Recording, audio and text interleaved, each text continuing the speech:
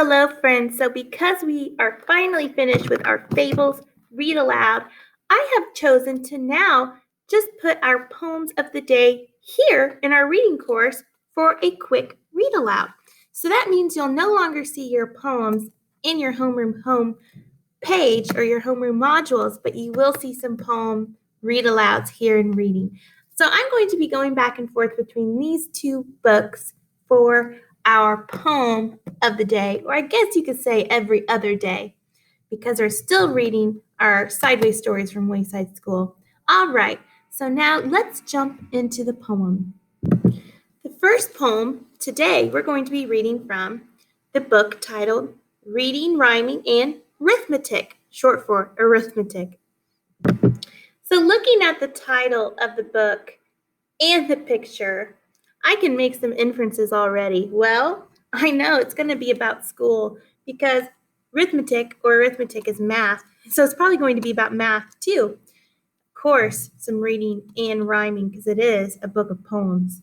Now, looking at this person on the title, what are some inferences you can make at home that we might be reading in our poems? All right, also for a quick book walk, this is poems written by Dave Crawley, that's the author. Illustrated is the person who drew the pictures, Liz Callan.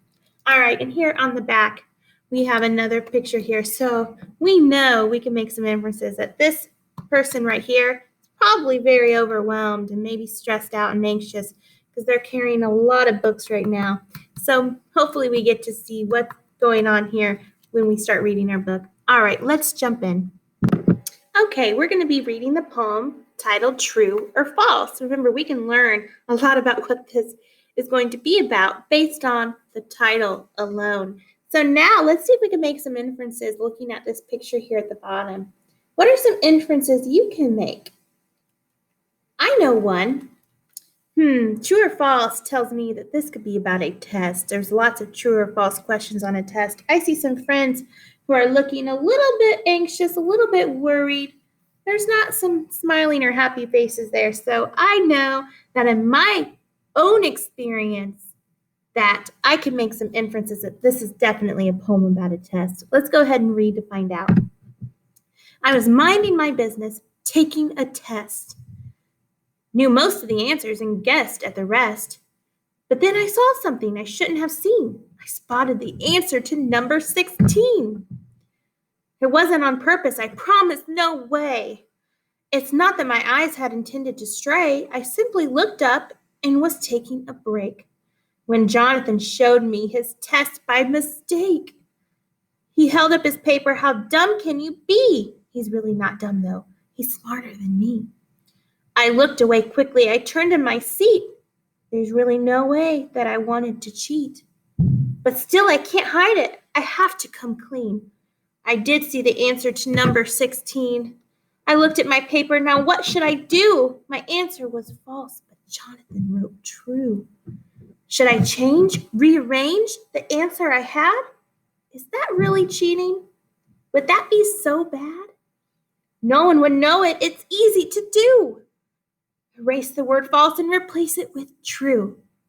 I picked up my pencil. Just change it, I thought. No one will know and you'll never get caught.